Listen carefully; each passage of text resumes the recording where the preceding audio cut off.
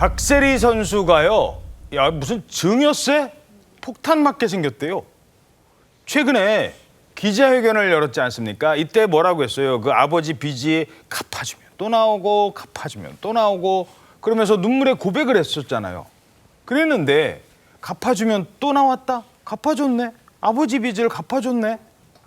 아버지 빚 갚아줬다는 건 뭐예요? 아버지한테 돈을 증여한 걸로 볼 수 있다. 그래서 엄청난 세금을 낼 수도 있다. 이런 분석이 나오고 있습니다. 가구 쪽이니까 제가 해결할 수 있는 부분에서는 해결하려고 노력을 했었고 조용히 해결하려고 했었고 제가 한 번 해결하면 또 다른 채무 관계가 또 수면에 올라오고 또 한 번 해결하면 또 다른 문제가 올라오기 시작했던 게 그게 이제 시발점이 됐던 것 같아요. 딸이 갚아줬네. 딸이 아버지 빚을 갚아줬으면 아버지한테 그만큼 돈을 증여한 거 아니야.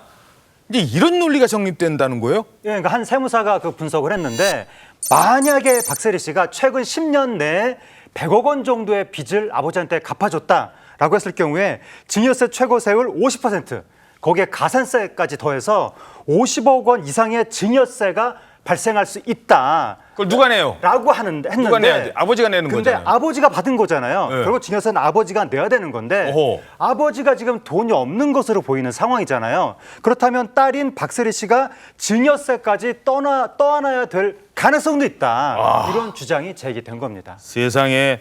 아니, 빚을 갚아준 게 증여에 해당된다.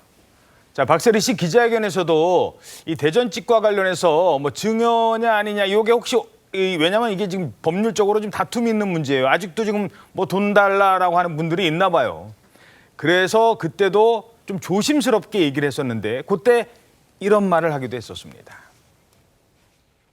저와 아빠가 반반 지분을 갖고 있었던 상황이에요. 대전집이. 이제 아빠 채무 관련해서 아빠 앞으로 경매가 들어오는데 급하게 10억이라는 돈에 이제 경매가 들어온 거죠. 급한 대로 제가 그러면 아빠의 채무를 갚는 대신에 제가 그 집을 제가 사게 된 거죠. 저한테 뭐 증여를 하신 게 아니고 온전하게 법적으로 절차를 다 밟아서 채무 관계를 정리해드리고 제 명의로 옮긴 거예요. 자, 그러니까 집 같은 경우는 아니 무슨 소리냐. 내가 아버지 집을 내가 산 거다. 그래서 나한테 온 거다. 아버지 집 50%가 나한테 넘어온 거예요. 뭐가 문제인데요? 이제 이런 식으로 논리를 펴고 있는데 그럼 옛날에 그 빚은 이거는 대신 그 갚아준 거면 거기에 대한 세금이 따른다는 얘기거든요. 이렇게 예를 한번 들어볼게요. 많은 분들이 좀 헷갈려 하실 것 같은데 아버지가 아들한테 집을 사주고 싶은데 아들이 100% 대출을 받아서 예를 들어서 집을 샀다고 가정을 해보죠. 아버지가 100억 뭐 집을 사는데 100억을 다 갚아주면 이게 증여가 아닌가요? 중요하지. 아들의 빚을 갚아주는 게 결국 증여입니다. 그러니까 똑같죠. 그러니까 증여는 증여받은 사람이 내야 되는 상황이기 때문에 이 역시 충분히 과세 대상이 될 수 있고요. 이제 문제는 만약에 뭐 박세리 씨 아버지가 증여세를 낼 돈이 없다면 만약에 이게 증여세를 내야 되는 상황이 되면 그러면 그 증여세를 박세리 씨가 대신 내주면 그것도 증여입니다. 오호. 그 증여세에 또 증여세가 붙어요. 그래서 이게 만약에 박세리 씨가 그걸 내준다면 그런 일이 생길 수는 있습니다. 법적으로. 야, 세상에. 아니 근데 뭐 법은 그렇다고 쳐도 이게 가족이잖아요. 아버지가 문제가 있으셔서 그거를 딸이 해결해 주는데 세금까지 내라? 아니 그러면 이렇게 되면 자, 어느 자식이 부모 빚 대신 갚아주겠어요? 이거는 현금을 직접 증여한 것과 채무를 완전히 대신 변제해 준 것을 나누어서 봐야 됩니다. 그러니까 박세리 씨가 아버지에게 현금을 증여해서 빚을 갚게 만들었다고 하면 박세리 씨 아버지가 경제력이 없는 상황이 되면 박세리 씨가 이 연대 납세 의무자가 법적으로 됩니다. 그렇다고 하면 아버지에게 부과되는 증여세를 박세리 씨가 연대 납세 의무자로 같이 내야 되는 상황이 올 수도 있는데요.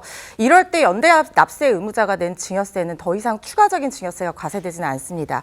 그리고 빚을 직접적으로 변제를 해줬다. 그러니까 박세리 씨가 아버지한테 현금을 증여해서 빚을 갚게 하는 것이 아니라 박세리 씨가 채권자에게 직접 변제를 해준 경우라고 하면 채무 면제에 따른 이익이 있는 경우라고 봐서 이때는 이 수증자, 그러니까 수증자에게만 증여세 납세 의무가 생기는 것이고 증여한 사람에게 증여세를 내게 하지는 않거든요. 그렇기 때문에 이 사건에서는 어떤 식으로 빚을 변제해 왔는지를 좀 살펴봐야 되겠습니다만은 최종적으로 박세리 씨가 아버지의 증여세 납세 의무를 대신 지게 되는 상황까지 오기는 쉽지 않을 거라는 생각이 듭니다.